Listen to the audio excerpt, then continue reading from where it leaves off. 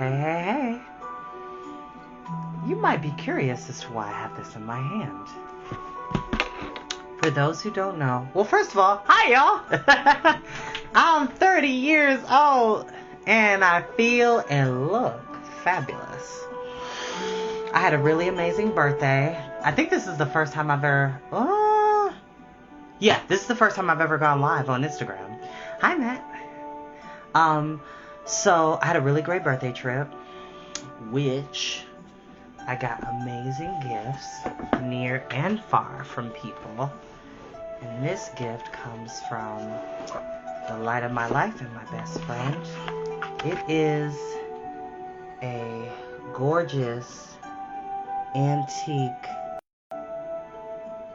teacup fashioned with different Greek heroes and artists, which at some point in time I definitely want to read a Greek story for Storytime, which is why I'm here. So for those who don't know, I have a YouTube channel and a reading program called Storytime with Chris. It's been around for over a year. Well, it's a year and a half now, but it's just a fun program where I read children's novels and short stories 3 to 4 times a week. Right now, on my Facebook and on my YouTube channel, we are reading the Redwall series by Brian Jakes, if you're familiar with that book series. But I decided, I was like, you know what? I'm going to do it on Instagram and see what kind of response I get and see if people, enjoy it. I always have to say that reading is not just fundamental, it is essential. It is important to learn about different cultures, different backgrounds, developing one's vocabulary, and broadening one's horizons. It doesn't matter how old or young you are, you should always be reading. Whether it's a book, a manga, a magazine, a novella, a novel, a graphic novel, comic, anything you could think of. You should always be reading because it's important, y'all. We need to read in order to broaden our horizons and see perspectives from people who we may or may not never meet. So it's always good to be reading. It doesn't matter how old you are, like even if it's a book for like young adults. If you enjoy it, read it, please. Please go ahead and read that. Do not let ageist stigma stop you from reading something you enjoy. There's still plenty of books that I read for my age group, as well as books from when I was younger that entertain me to this day. So, yeah, it's been a beautiful day. It was really busy at work today, but overall it was quite worth it. Shout out to my best friend Kyle for this amazing gift. He's incredible. Oh, yes.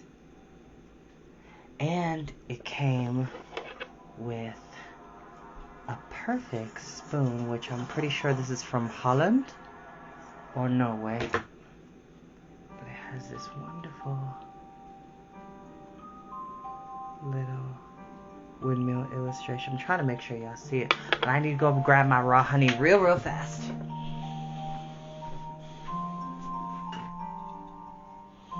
And as I tell all my friends, you do not have to watch these videos when they go live. Afterwards, I will upload this later to the... Oh, that's so wonderful. One of the best gifts I've gotten in a long time. Uh-oh, I disconnected. Sorry about that, y'all. My apologies. But like I was saying, you don't have to watch these videos when they go live. I will upload them to the YouTube channel, and I will make sure there's a link available in my bio on my Instagram profile, as well as try to post a link in a picture. I just had a great time in Miami. I had a wonderful vacation. It's a long story for those who get to hear it. And shout out to Kyle. You made it a marvelous weekend, a marvelous week, and I appreciate you and I love you. And Yeah. So, besides that, I had an amazing trip. I got to go to the beach, got to try out different restaurants, different vegan options. Even though I am not vegan, I am always willing to try new things as long as it doesn't move. I think we can all agree to that. But today, I'm going to read a story. I was kind of torn. I was torn between this or to read Charlotte's Web, because it is the fall season. It is one of my favorite books. I do have some Halloween books that are going to be showcased on the YouTube channel specifically, and we will get to that point later on this week. Because after this reading, I have to get ready to go on Facebook to do my reading for Redwall. We are in part 2, chapter 4 is where we are starting at in that book. So if you want to follow along, that is where we are at this time.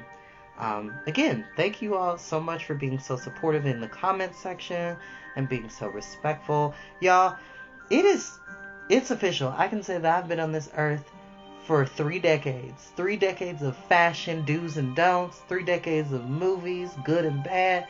3 decades of political strife. 3 decades of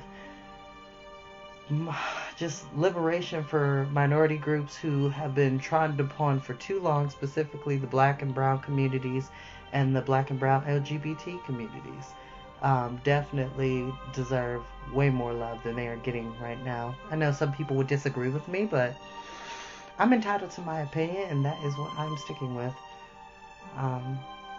Yeah, I just feel like there should be way more non-stereotypical representation of LGBT people of color, and I feel like there is not enough of that. So I kind of want to read this story because it's something I've read a long time ago. I've seen the movie several times. This is The Last Unicorn by Peter S. Beagle. It's a great book. He's got a couple of other really good fantasy novels he's written as well. But let me take a quick sip of my tea, and then we'll begin. Now, I will say I will not be able to respond to comments as I am reading, but I will definitely get back to them at the end. So, yes, please take your time and relax. Get yourself a snack. Get you something to drink, because it's going to be fun.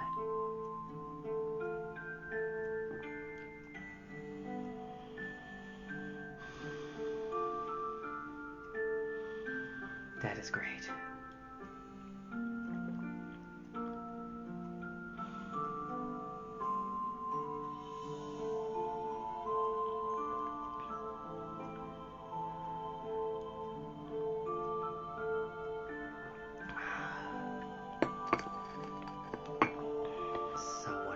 I love this. One of the best gifts I got for my birthday. One of the best. And thank you. Okay, so I do have to say this before I start reading. Thank you for everybody that has tried to call me or send me messages while the day of my birthday. I will just say this. I was so caught up in having fun in Miami, just exploring, of course being safe, and I was masked up and whatnot. And, you know, we kept our distance from most people, didn't go to a whole lot of highly populated places, but it was cool. It was really cool.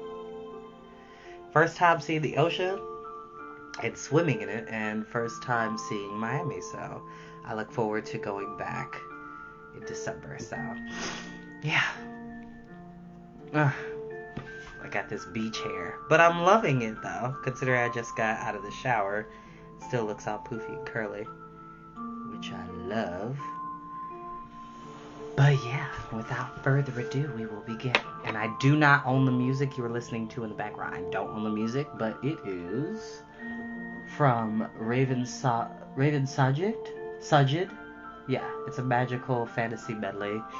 I happened to listen to it earlier, and I was just like, this seems fitting for this story. But as I'm thinking about it, I feel like everybody has had a bit of a day. So I'm going to switch up the music just a tad to elevate our minds and help us focus and rein in on the good energies of what God and the universe has in store for us. As we sit and relax and watch the sun set in the western sky.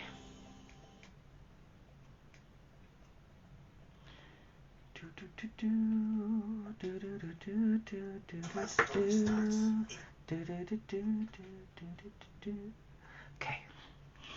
So while Oh, that's queuing up.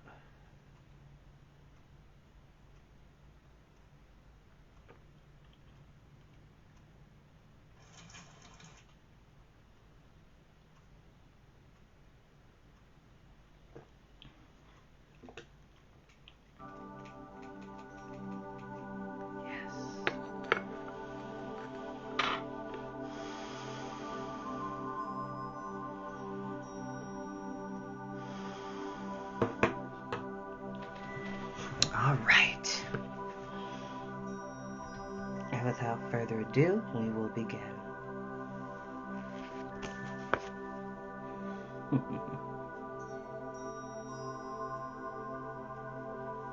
There we go. Got bangs now, it's cool. The Last Unicorn by Peter S. Beagle. Chapter 1. The unicorn lived in a lilac wood, and she lived all alone. She was very old, though she did not know it, and she was no longer the fair, careless color of sea foam, but rather the color of snow falling on a moonlit night. But her eyes were still clear and unwearied, and she still moved like a shadow on the sea. She did not look anything like a horned horse, as unicorns are often pictured. Being smaller and cloven-hooved, and possessing that oldest, wildest grace that horses have never had, that deer have only in a shy, thin imitation, and goats in dancing mockery. Her neck was long and slender, making her head seem smaller than it was, and the mane that fell almost to the middle of her back was as soft as dandelion fluff, and as fine as Cyrus. She had pointed ears and thin legs with feathers of white hair at the ankles, and the long horn above her eyes shone and shivered with its own seashell light, even in the deepest midnight. She had killed dragons with it, and healed a king whose poisoned womb would not close, and knocked down ripe chestnuts for bear cubs. Unicorns are immortal. It is their nature to live alone in one place, usually a forest where there is a pool clear enough for them to see themselves, for they are a little vain, knowing themselves to be the most beautiful creatures in the world, and magic besides. They mate very rarely, and no place is more enchanted than one where a unicorn has been born. The last time she had seen another unicorn, the young virgins were still came seeking her now and then, had called to her in a different tongue, but then she had no idea of months and years and centuries, or even of seasons. It was always spring in her forest, because she lived there, and she wandered all day among the great beech trees, keeping watch over the animals that lived in the ground and under bushes, in nests and caves and earths and treetops.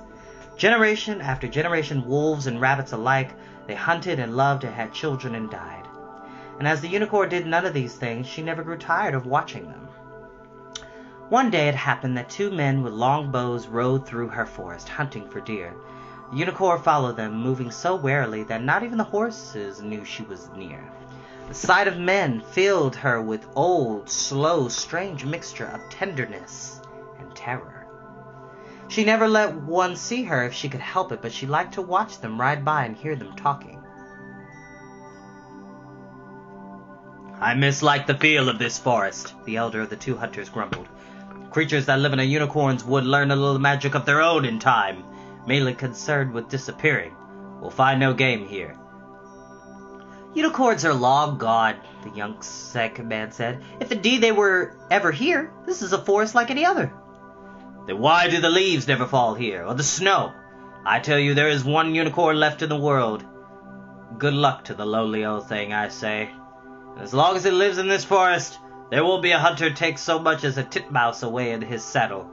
Ride on, you'll see. I know their ways, unicorns." "From books?" answered the other. "Only from books and tales and songs. Not in the reign of 3 kings has there even been a whisper of a unicorn seen in this country or any year." "You know no more about unicorns than I do, for I've learned the same books and heard the same stories, and I've never seen one either."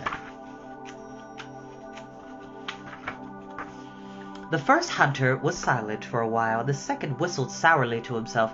Then the first said, "My great-grandmother saw a unicorn once. She used to tell me about it when I was little." "Oh, indeed? And did she capture it with a golden bridle?" "No, she didn't have one. You don't have a golden bridle to catch a unicorn. That's parts the fairy tale. You need only to be pure of heart." Yes. The younger man chuckled. Did she ride her unicorn then? Bareback under the trees like a nymph in the early days of the world? My great-grandmother was afraid of large animals, said the first hunter. She didn't ride it, but she sat very still, and the unicorn put its head in her lap and fell asleep. My great-grandmother never moved till it woke. What did it look like? Pliny describes the unicorn as being very ferocious, similar in the rest of its body to a horse, with the head of a deer, the feet of an elephant, the tail of a bear, a deep bellowing voice, and a single black horn 2 cubits in length. And the Chinese, my great-grandmother said only that the unicorn had a good smell. She could never abide the smell of any beast, even a cat or a cow, let alone a wild thing, but she loved the smell of the unicorn. She began to cry once, telling me about it.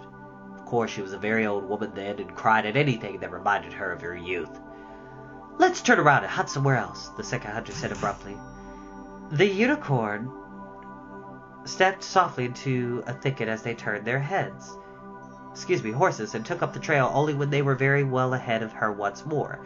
The men rode in silence until they were nearing the edge of the forest, when the second hunter asked quietly, Why did they go away, do you think, if ever there were such things? Who knows? Time changes.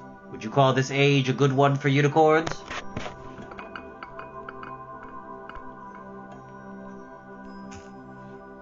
No, but I wonder if any man before us has ever thought his time a good time for unicorns. And it seems to me, now that I've heard stories, but I was sleeping with wine. Oh, I was just thinking of something else. Well, no matter. There's light enough yet to hunt, if we hurry. Come. They broke out into the woods, kicked their horses to a gallop, and dashed away. But before they were out of sight, the first hunter looked back over his shoulder and called, just as though he could see the unicorn standing in shadow. Stay where you are, poor beast. This is no world for you. Stay in your forest and keep your trees green and your friends long-lived. Pay no mind to young girls, for they never become anything more than silly old women. And good luck to you. This hunter is wise beyond his years, because he didn't even see it. He could tell, yeah, there's a unicorn that lives here. And fun fact, the way that Peter S. Beagle describes a unicorn is honestly pretty accurate to what I would imagine it would be. I don't think it's exactly like a horse. It's more elevated than that.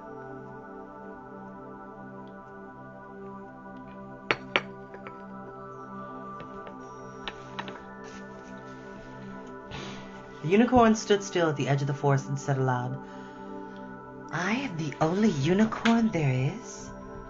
They were the first words she had spoken even to herself in more than 100 years. That can't be, she thought. She never minded being alone, never seeing another unicorn, because she'd always known that there were others like her in the world. Excuse me. And a unicorn needs no more than that for company. But I would know if all the others were gone. I'd be gone too. Nothing can happen to them that does not happen to me. Her own voice frightened her and made her want to be running. She moved along the dark paths of her forest, swiftly and shining, passing through sun clearings unbearably brilliant with grass and soft with shadow, aware of everything around her, from the weeds that brushed her ankles to insect-quick flickers of blue and silver as the wind lifted the leaves. Oh, I could never leave this. I never could. Not if I really were the only unicorn in the world. I know how to live here. I know how everything smells and tastes and is. What could I ever search for in the world except this again? But when she stopped running at last and stood still, listening to crows and a quarrel of squirrels over her head, she wondered. But suppose they are hiding together, somewhere far away. What if they are hiding and waiting for me? For that first moment of doubt, there was no peace for her. For the time she had first imagined leaving her forest, she could not stand in one place without wanting to be somewhere else. She trotted up and down beside her pool, restless and unhappy. Unicorns are not meant to make decisions. She said no, and said no again, day and night. For the first time, she began to feel the minutes crawl over her like worms. I will not go. Because men have seen no unicorns for a while, does that not mean they're all vanished? Even if it were true, I would not go. I live here. Yes, the unicorn is giving us insight.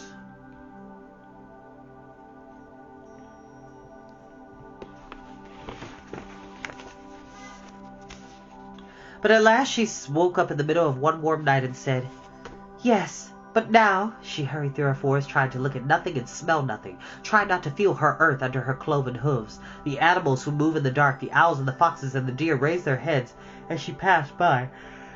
Oh, excuse me. But she would not look at them. My apologies, y'all. I must go on, she thought, and come back as soon as I can. Maybe I won't have to go very far, but whether I find the others or not, I will come back very soon as I can. Under the moon, the road that ran from the edge of her forest gleamed like water.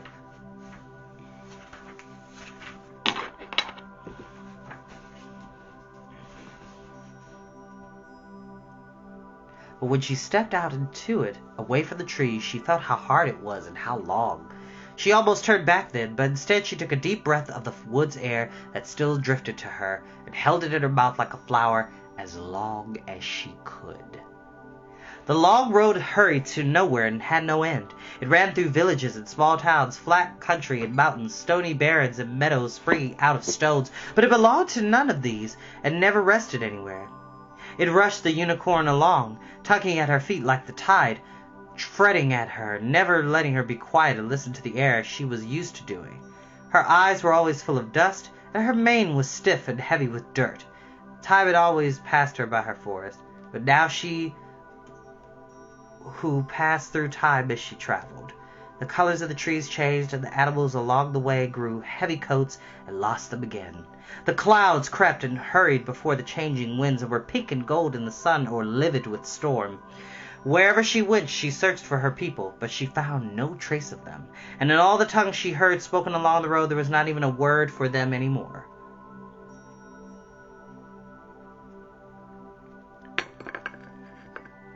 Early one morning, about to turn off the road to sleep, she saw a man hoeing in his garden. Knowing that she would hide, she stood still instead and watched him work, until he straightened and saw her. He was fat, and his cheeks jumped with every step he took. "Oh," he said, "oh, you're beautiful." When he tugged off his belt, made a loop in it, and moved clumsily toward her, the unicorn was more pleased than frightened. The man knew what she was, and what he himself was for, to hoe turnips and pursue something that shone and could run faster than he could. She sidestepped his first lunge as lightly as though the wind of it had blown her out of its reach. "I've been hunted with bells and banners in my time," she told him. "Men knew that the only way to hunt me was to make the chase so wondrous that I would come near to see it. And even so, I was never once captured." "My foot must have slipped," said the man. "Steady now, you pretty thing." "I've never really understood," the unicorn mused as the man picked himself up. "What do you dream of doing with me once you've caught me?" The man leapt again, and she slipped away from him like rain. "I don't think you know yourselves," she said. "Ah, steady, steady, steady, easy now." The man's sweating face was stripped with dirt, and she could hardly get his breath. "Pretty." "Pretty," he gasped, "you pretty little mare." "Mare? Mare?" The unicorn trumpeted the words so shrilly that the man stopped pursuing her and clapped his hands to his ears. "I, a horse? Is that what you take me for?" "Good horse," the fat man panted. He leaned on the fence and wiped his face. "Curry you up, clean you off. You'll be the prettiest old mare anywhere." He reached out with the belt again. "Take you to the fair," he said. "Come on, horse." "A horse?" the unicorn said. "That's what you were trying to capture? A white mare with her mane full of burrs." As the man approached her, she hooked her horn through the belt, jerked it out of his grasp, and hurled it across the road to a patch of daisies. "A horse I am," she snorted. "A horse indeed!" For a moment the man was very close to her, and her great eyes stared into his own, which were small, tired, and amazed. Then she turned and fled up the road, running so swiftly that those who saw her exclaimed, "Now there's a horse." "Hey there. Excuse me. There's a real horse." One old man said quietly to his wife, "That's an Arab horse. I was on a ship with an Arab horse once." From that time, the unicorn avoided towns, even at night, unless there was no way at all to go around them. Even so, there were a few men who gave chase, but always to a wandering white mare, never in the gay and reverent manner proper to the pursuit of a unicorn. They came with ropes and nets and baits of sugar lumps, and they whistled and called her Bess and Nellie. Sometimes she would slow down enough to let their horses catch her breath, and then watch as the beasts reared and wheeled and ran away from their terrified riders. The horses always knew her. How can it be, she wondered. I suppose I could understand if men had simply forgotten unicorns, or if they had changed so that they had hated all unicorns now and tried to kill them when they saw them. But not to see them at all, to look at them and see something else. What do they look like to one another? What do trees look like to them, or houses, or real horses, or their own children? Sometimes she thought of men no longer know what they were looking at. There may well be unicorns in the world yet, unknown and glad of it. But she knew beyond hope and vanity that men had changed and the world with them because the unicorns were gone. Yet she went on along the hard road, although each day she wished a little more than that road. She had never left her forest. Then one afternoon, the butterfly wobbled out of a breeze and lighted on the tip of her horn. He was velvet all over, dark and dusty, with golden spots on his wings, and he was as thin as a flower petal. Dancing along her horn, he saluted her with his curling feelers. I am a roving gambler. How do you do? The unicorn laughed for the first time in her travels. Butterfly, what are you doing on such a windy day? She asked him. You'll take cold and die long before your time. Death takes what man would keep, said the butterfly, and leaves what man would lose. Blow, wind, and crack your cheeks. I warm my head before the fire of life and get four-way relief. He glimmered like a scrape of owl light on her horn. Do you know what I am, butterfly? The unicorn asked hopefully, and he replied, Excellent! Well, you're a fishmonger! You're my everything! You are my sunshine! You are old and gray and full of sleep. You're my pickle-faced, consumptive Mary Jane. Mary Jane.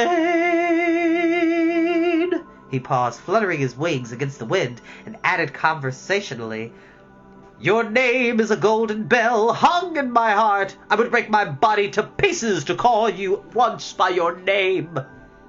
Say my name, then, the unicorn begged him. If you know my name, tell it to me. Rumpelstiltskin! Ha! Gotcha! The butterfly answered happily. You don't get no medal! He jigged and twinkled on her horn, singing, Won't you come home, Bill Bailey? Won't you come home where once could he not go? Buckle down, when Scotty, go and catch a falling star.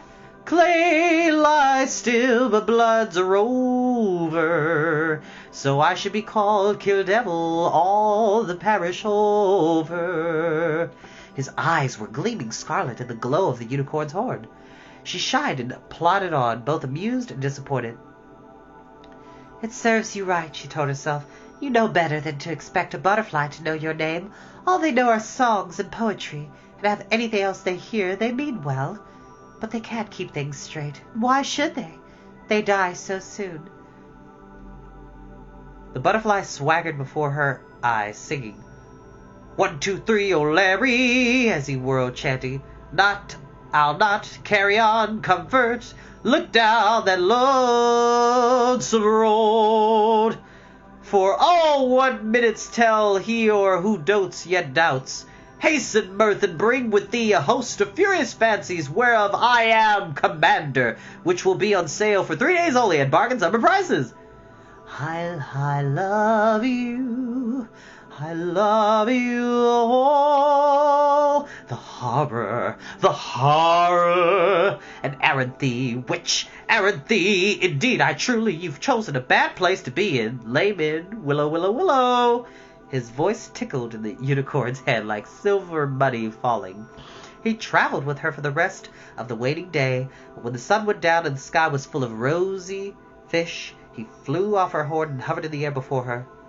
I must take the A train, he said politely against the clouds. She could see that his velvet wings were ribbed with delicate black veins. Farewell, she said.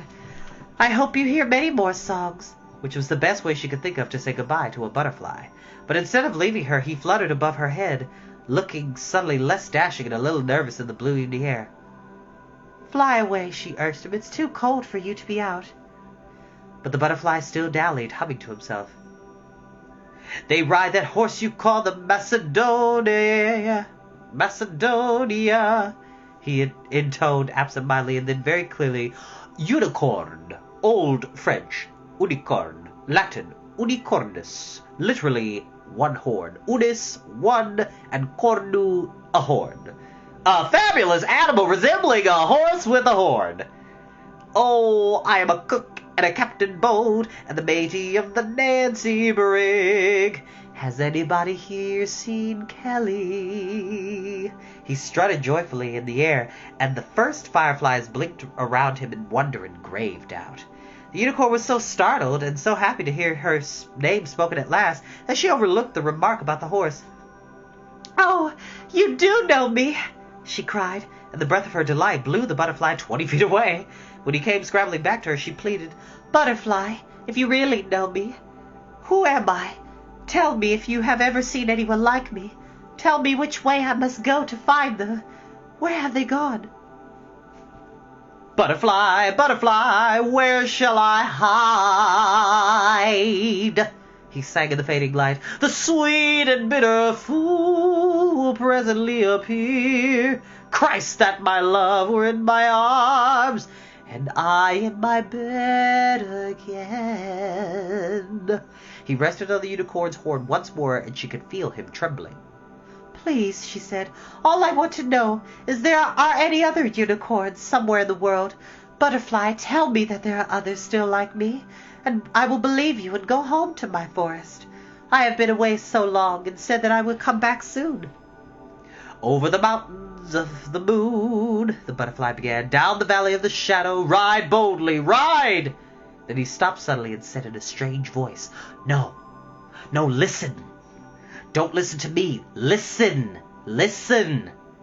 You can find your people if you are brave. They passed down all the roads long ago, and the Red Bull ran close behind them and covered their footprints. Let nothing you dismay, but don't be half safe. His wings brushed against the unicorn's skin. The Red Bull? She asked.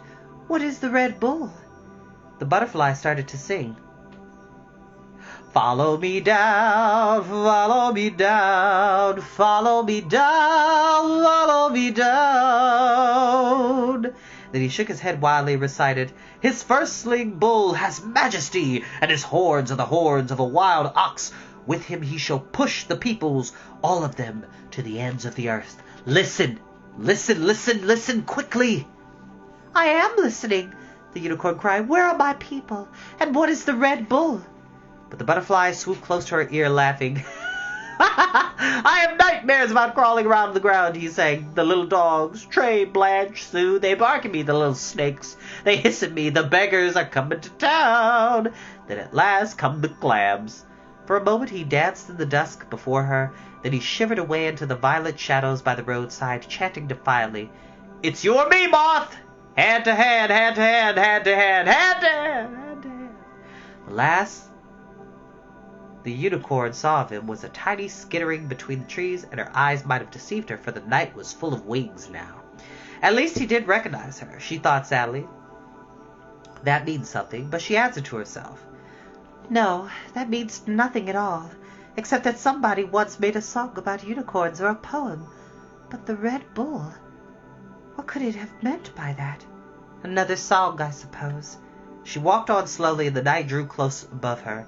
The sky was low and almost pure black, save for one spot of a yellowing silver where the moon paced behind the thick clouds. The unicorn sang softly to herself, a song she had heard a young girl singing in her forest long ago. Sparrows and cats will live in my shoe sooner than I will live with you. Fish will come walking out of the sea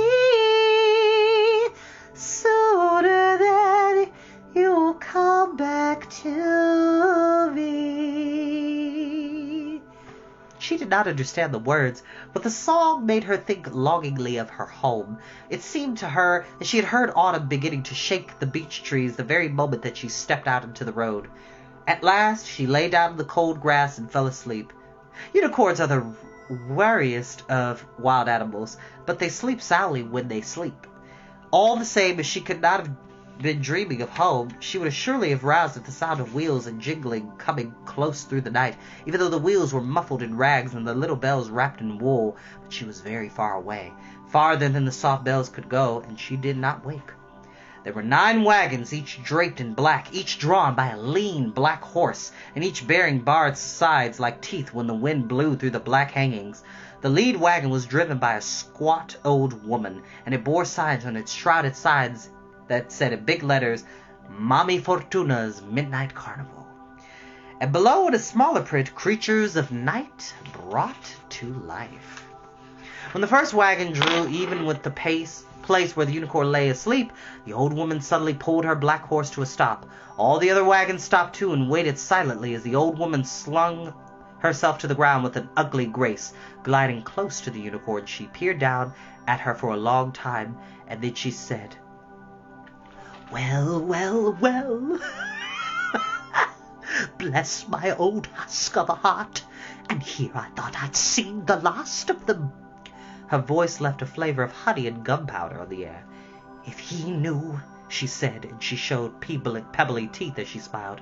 But I don't think I'll tell him. She looked back at the black wagons and snapped her fingers twice. The drivers of the second and third wagon got down and came toward her. One was short and dark and stony, like herself. The other was a tall, thin man with an air of resolute bewilderment. He wore an old black cloak, and his eyes were green. What do you see? The old woman asked the short man.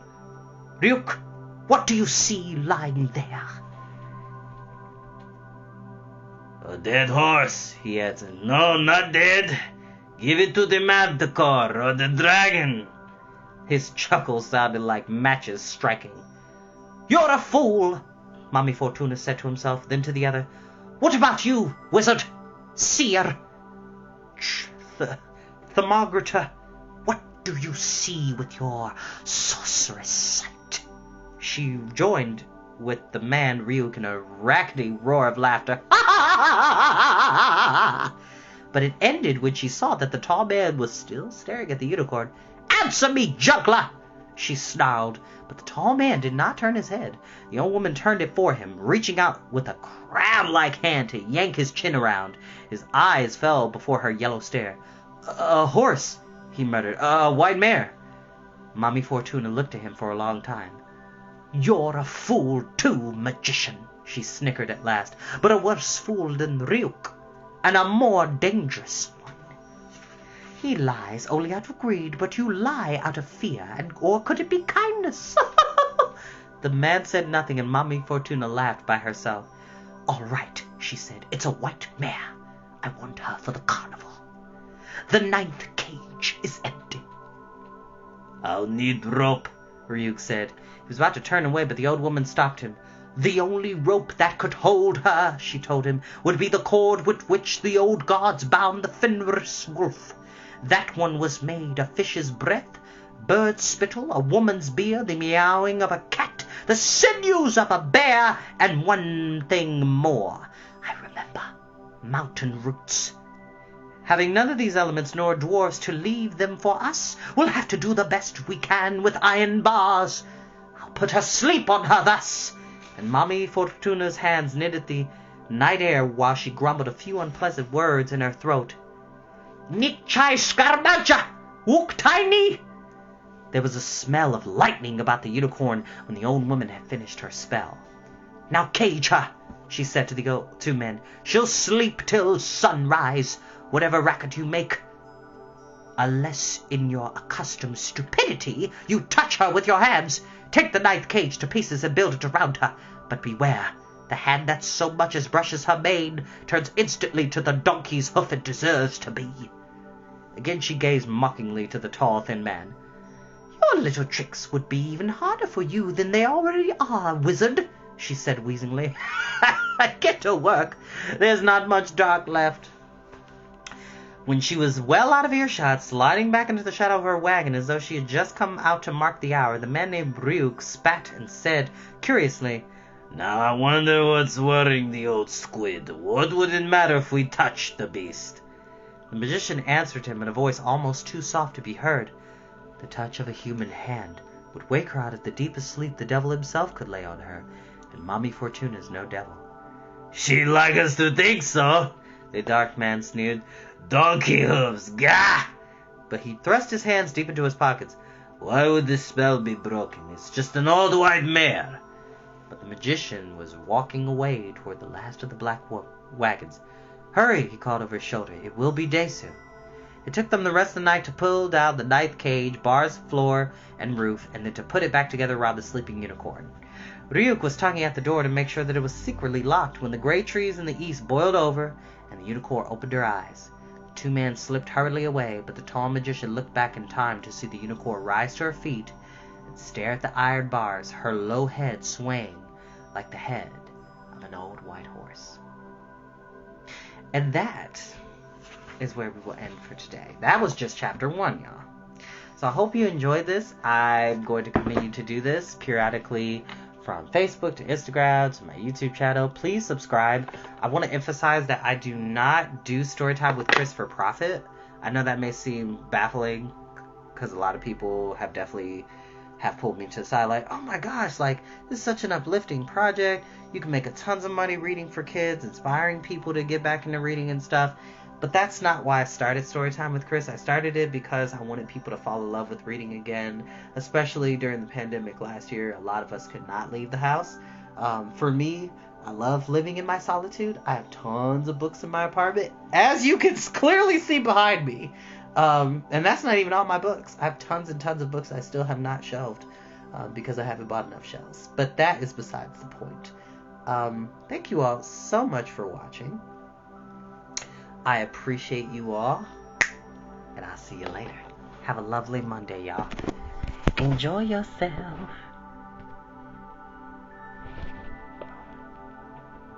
Now I gotta figure out how to do this. Okay.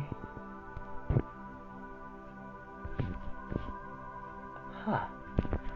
See, I'm not tech savvy, y'all, so bear with me. Did not know that this was gonna happen.